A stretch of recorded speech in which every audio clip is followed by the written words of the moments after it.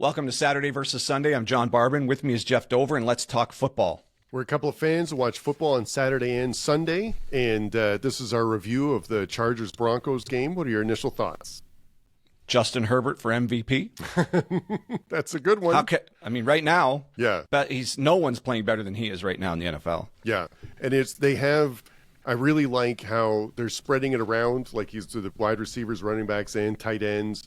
He can do the touch passes. He can do the long passes. He can, he's really good. He's playing really well. He's one of the best QBs in the NFL, right? I mean, I think you have to say that. And it's absolutely. Yeah. He went 28 for 47, but he had 300 yards, which is good, but that's a lot of pass attempts. He had an interception. He was sacked 5 times, but that's really it says more about Denver, I think, than it does him. Because Denver's defense, even though they gave up all these yards, their defense played pretty well. So I think they really made him earn it. So, and this game was close. It was 20-20 going into the fourth quarter. So even though they had more yards, it's like Denver really made it a close game. So yeah, he really overcame that. That leads into my next point. Denver's defensive line is really, really good. Yes. Yeah. And go ahead. Nick Bonito comes off the edge maybe faster than anyone in the league right now. It's absurd how fast he gets off the edge. And I know that Myles Garrett and Bosa and Crosby and all those guys at TJ Watt, somewhere in there was the standard. I'm going to say, this is a bold statement, was the standard for getting off the ball. I think Bonito's faster than all of them. Yeah, I agree with you. Him and Hutchinson and Bosa in his prime and stuff, the second the ball snapped, he's already sort of mid-stride and the tackle is already trying to recover. Do you know what I mean? So, but there was a couple times where he was just flying around the edge, and it was really causing a problem. Oh, yeah. I mean, and their interior is good. I mean, that's got to be a top 3 defensive line, no doubt. It's that good. No, and this is one of those games where we talk about this often, where the box score, some of it adds up to how the game was going and some of it doesn't. So the Chargers had 376 yards, and the Broncos had 265. So it was way more yards, but it was, like I said, it was 20-20 going into the fourth quarter. It took a last-second field goal in order to win. So that doesn't really make sense. The Chargers went 8 for 17 on third downs, and the Broncos were 2 for 13. That shouldn't be as close either. It's how how that was. And then the really telling stat is the penalties, because the Broncos were penalized 10 times for 90 yards. And the Chargers 3 times for 25 yards. So I think that's really what kept it is close is what it was. So yeah, penalties, when you actually see them afterwards and you line it up like that, those are just hidden yards. Oh yeah. But then so I want to get into the flow of the game. So Herbert throws that pick, it was just an ill-advised. I mean, the underneath guy tipped it to his, and then it went right over the receiver to the safety. So that was just a bad choice there. Mm-hmm. But other than that, the Chargers, so they get out to a 10-0 lead, and we're down to 1:53 left in the second quarter. And here's the middle 8. Right? Dabo Swinney always talks about the middle 8. Well, how about we just talk about the middle 4? Yeah. And then this game completely unravels on the Chargers.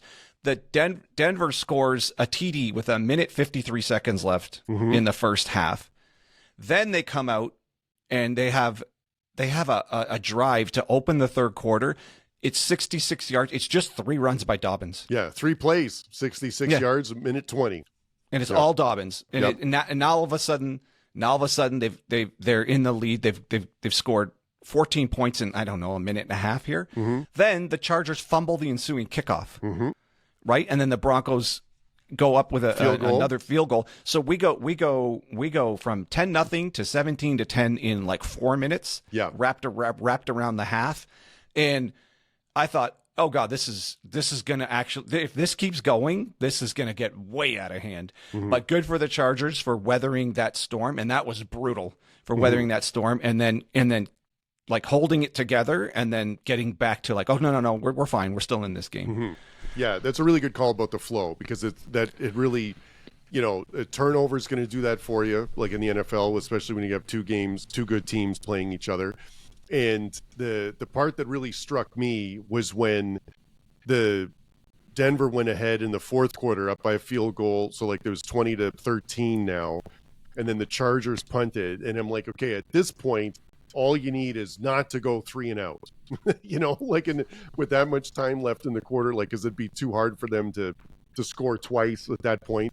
And it's a prompt 3 and out with just 9 yards. And I'm like, that you cannot do, because then it just follows up with the Chargers get another touchdown, another 3 and out for Denver, which then gives the Chargers time to get the field goal to win it. So that's when they needed to do it, to get some offense going, they weren't able to do it. And that's a statement about the Chargers defense as well as the Broncos not being able to execute on offense.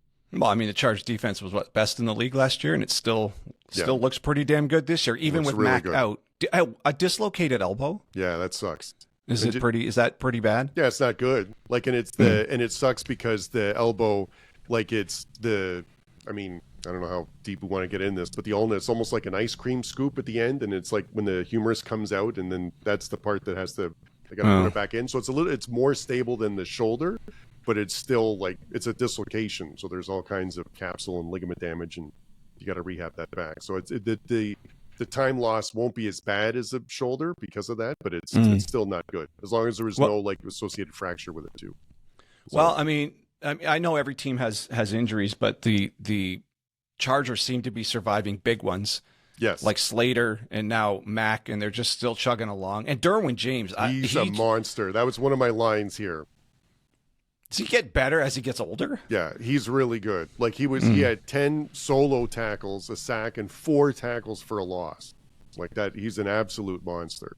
Yeah, he's he is that good. And I can't remember the last time there was. He's got to be the best safety in the league. Yeah, I mean that's off the top of my head. I mean, Kyle Hamilton's up there, but not like James is established as I think it's that game. Holy smokes, that guy's good. And then I guess the final note here is what everyone must be talking about is Justin Herbert has another gear or another something where he becomes like that. The end of the game, the drive he went on, and some of the plays he was making. Like Nix can't do that.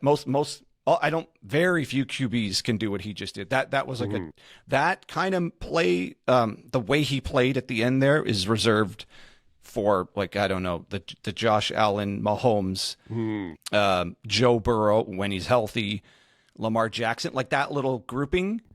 I could picture doing that maybe, but oh my God, it was at that point you're like, oh, okay. Here, Nix is the new QB, and Nix was missing some bombs that could have put that game away. Not by much either, right? I know.